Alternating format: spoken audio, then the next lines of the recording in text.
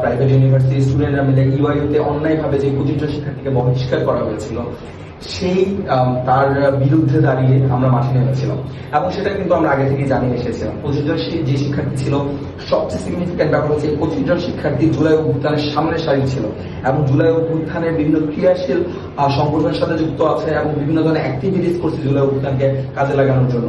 তো এই জুলাই অভ্যুত্থানের সামনের সারির যোদ্ধাদেরকে যখন বহিষ্কার করা হলো এবং সেটা ইউনাইটেড গ্রুপের একটি প্রতিষ্ঠান ইউনাইটেড ইউনিভার্সিটিতে, তখন কিন্তু আমরা নেমে এসেছিলাম মাঠে। তখন আমাদের মনে হয়েছে যে এখানে আসলে জুলাই অভ্যুত্থানের প্রতি যাদের কোনো ক্ষোভ আছে তারা আসলে কোনো ধরনের একটা অ্যাক্টিভিটিস করতে পারে, ক্ষোভের বশবর্তী হয়ে আসলে শিক্ষার্থীদেরকে এখানে বের করে দিতে পারে।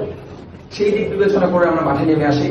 আমরা কিন্তু প্রায় বলা চলে শিক্ষার্থীরা 7 বারের মতো ইউজিসিতে গিয়েছে, 3 বারের মতো মন্ত্রণালয়ে গিয়েছে। ইউজিসি চেয়ারম্যান শেষ পর্যন্ত অপারগতা প্রকাশ করেছে এবং শিক্ষার্থীদেরকে বলেছে তোমরা তোমাদের মতো দাবি আদায় করে নাও, কারণ আমি বিষয়টি পারছি না। যখন আমরা দেখলাম সরকার এখানে পারছে না, ইউজিসি এখানে পারছে না, ঠিক সেই সময় কিন্তু আমরা মাঠে নেমে আসতে বাধ্য হই। কেননা আমরা যখন প্রত্যেকটা অ্যাক্টিভিজম চালাচ্ছিলাম, আমরা প্রত্যেকটা সময় মাঠে নামার চেষ্টা করছিলাম, ইউআইইউ এর মতো বা ইউনাইটেড ইন্টারন্যাশনাল ইউনিভার্সিটি, ইউনাইটেড গ্রুপের মতো একটা বড় একটা মাফিয়া চক্রের বিরুদ্ধে যখন আমরা মাঠে নামার চেষ্টা করছিলাম, তখন দেখছিলাম একটা অদৃশ্য শক্তি আসলে পারছে না তাদেরকে ফেলে দিতে। আওয়ামী লীগের সবচেয়ে বড় যদি কোনো ফান্ডিং করে থাকে এর মাঝে একটা অর্গানাইজেশন হচ্ছে ইউনাইটেড গ্রুপ। সেই গ্রুপের প্রতিষ্ঠান যখন এই ধরনের অ্যাক্টিভিটিস করবে তখন তো আমাদের মাঠে নামার ইচ্ছা থাকবে, কারণ আমরা বারবার বলেছি জুলাই অভ্যুত্থানের মূল স্পিরিট হচ্ছে আমরা আওয়ামী এস্টাবলিশমেন্ট বাংলাদেশ থেকে ভেঙে দেব। তারপরে আমরা মাঠে আসলাম। মাঠে এসে যেটা হলো, আপনারা দেখেছেন কালকে এডিসি আবির যিনি ছিলেন গুলশান জোনের, এডিসি আবির প্রথম থেকে কিন্তু আমাদের সাথে খুব রুড ভাবে বিহেভ করছিল, আমাদের সাথে খুব খারাপ ভাবে কথাবার্তা বলছিল। আমরা বারবার আমাদের বোঝার চেষ্টা করছিলাম কেন এটা ন্যায্য দাবি, কেন আমরা রাস্তায় এখানে অবরোধ করছি। 5 মিনিটের মাঝে যদি সমাধান হয়ে যায় তাহলে সেটা সমাধান হয়ে যেতে পারে। দুঃখজনক বিষয় হচ্ছে ওনাদের যখন যুগ্ম কমিশনার, ডিএমপির যুগ্ম কমিশনার বা যুগ্ম কমিশনার যারা আমাদের সাথে এসে কথা বলেছেন, তারা আমাদের সাথে খুবই নরম ভাবে কথা বলেছেন। তারা আমাদের উভয় পক্ষে আসলে খুব শান্তি। যে আন্দোলনটা চলছিল যে ভিসি স্যারের পদত্যাগ এবং নুরুল স্যারের পদত্যাগ, এই ব্যাপারগুলো নিয়ে একটা সময় গিয়ে আসলে 2 জুন 26 প্রথম আন্দোলনটা শুরু হয়। তারপর 2 জুন গিয়ে হচ্ছে যে আন্দোলনকারী কিছু শিক্ষার্থীকে বহিষ্কার করা হয় এই কথা বলে যে তারা ভিসিকে রাতভর অবরুদ্ধ করে রেখেছিল। এরপর পরবর্তীতে শিক্ষার্থীরা ঈদ পরবর্তী আপিল করে 15 জুন যে আমরা এই ধরনের কোনো ধরনের কাজের সাথে সম্পৃক্ত নই এবং আমরা এই ধরনের কোনো ধরনের কার্যক্রম করিনি এবং প্রমাণ চাওয়া হয়। পরবর্তীতে ওরা 16 জন আমাদেরকে ডাকা হয় আপিলের পরিপ্রেক্ষিতে। এরপর আমরা যখন 16 জন আমরা ভার্সিটি যাই, অথরিটি আমাদেরকে এই ভিসা অবরোধের ব্যাপারে কোনো ধরনের জিজ্ঞাসাবাদ না করে ওরা হচ্ছে যে আমরা কি ধরনের ফেসবুক পোস্ট দিয়েছি, আমরা ফেসবুক কিছু লেখালেখি করেছি ইউনাইটেড গ্রুপের ব্যাপারে কিংবা ইউআইইউ এর ব্যাপারে, তারা আমাদেরকে এই ফেসবুক পোস্টগুলো নিয়ে জেরা করে যে তুমি এই ধরনের শব্দ কেন বলেছো, কিন্তু ওই ধরনের কথা কেন বলেছো, এই ধরনের পোস্ট কেন দিয়েছো। তখন আমরা একটু হতভম্ব হয়ে যাই, যেহেতু আমাদেরকে ডাকা হয়েছে এক ব্যাপারে, বহিষ্কার করা হয়েছে এক ব্যাপারে, আবার সেখানে সরাসরি ডেকে বলা হচ্ছে তোমাদেরকে ভিসা অবরোধের কারণে বহিষ্কার করা হয়নি। যদি ভিসিকে অবরোধের কারণে বহিষ্কার করা হতো তাহলে 200 জনকে বহিষ্কার করা যেত। সো তোমরা কিছু শিক্ষার্থী যারা ফেসবুকে একটু এসব নিয়ে লেখালেখি করেছো কিংবা এই ধরনের পোস্ট দিয়েছো যেগুলো উচিত হয়নি, সেই জন্য তোমাদেরকে বহিষ্কার করা হয়েছে। তো আমরাই তখন কিছুটা আমরা নিজেকে প্রশ্ন করি আসলে আমরা কি কারণে তাহলে বহিষ্কার হলাম। তো এরপর আমরা দাবি জানিয়ে আসছি যে আপনারা প্রত্যাহার করেন, আপনারা যদি প্রত্যাহার করেন তাহলে হচ্ছে হয়তো আর কোনো ধরনের আন্দোলন বা এসব কিছু হবে না। সো পরবর্তীতে তাও প্রত্যাহার করেনি, কোনো আমাদের কোনো দাবি মেনে নিচ্ছিল না। সো পরবর্তীতে আমরা ঘোষণা দিই যদি আমাদেরকে বহিষ্কার প্রত্যাহার না করা হয় তাহলে আমরা 21 জন হচ্ছে যে নতুন বাজার ব্লকের কর্মসূচি পালন করবো। সো সেই পূর্ব ঘোষিত কর্মসূচির আলোকে আমরা হচ্ছে যে 21 তারিখ নতুন বাজার কর্মসূচি পালন করি এবং অন্যান্য যে প্রাইভেট ইউনিভার্সিটি ছিল সবাই আমাদের সাথে সংহতি জানায়, তারা আমাদের সাথে অংশগ্রহণ করে।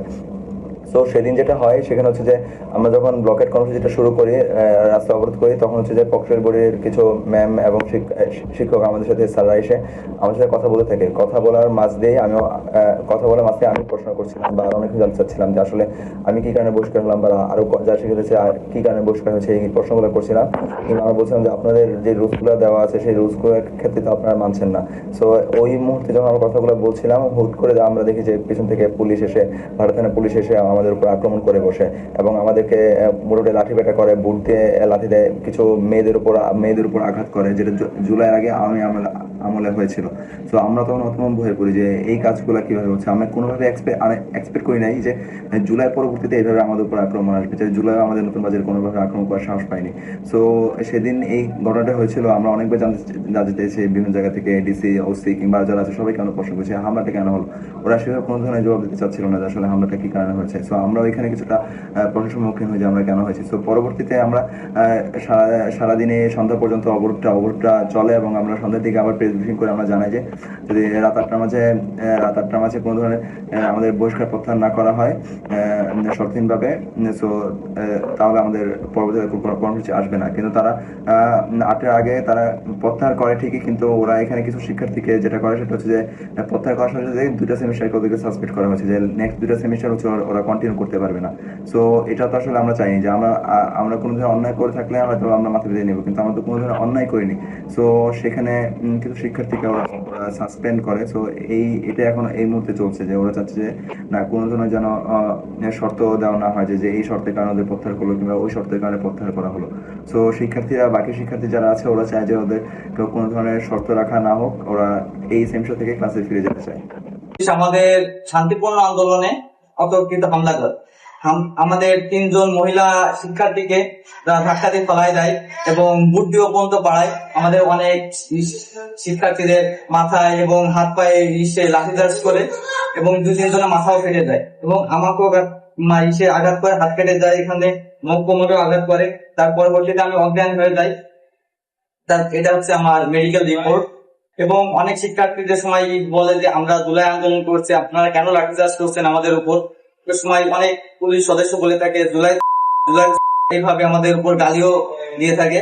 Private university national association of Bangladesh PUNAB UIU শিক্ষার্থীদের পাশে দাঁড়িয়েছে।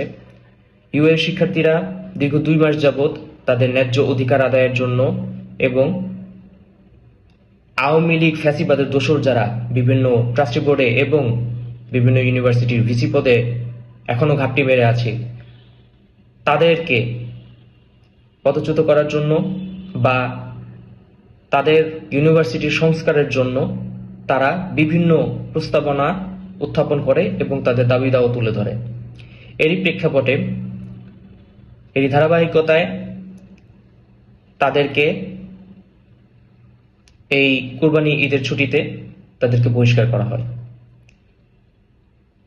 তাদের অপরাধ, তারা সংস্কার চেয়েছে, তারা ছাত্রদের সম্মুখ সারিতে দাঁড়িয়ে তারা নেতৃত্ব দিয়েছে। ইউআইইউ এর 25 জন ছাত্রদেরকে তাদের ছাত্রত্ব ফিরিয়ে দিতে হবে অতি দ্রুত সময়ের মধ্যে। এবং আজকে যারা আওয়ামী লীগের ফ্যাসিবাদের দোসর যারা হাসিনাকে মা ডাকে, যে সকল পুলিশ সদস্য অতিরিক্ত বল প্রয়োগের ফলে আমাদের পুনাবের কয়েকজন সদস্যকে আহত করেছে এবং ইউআইইউ শিক্ষার্থীদেরকে আঘাত করেছে, তাদেরকে অনতিবিলম্বে শাস্তির আওতায় আনতে হবে।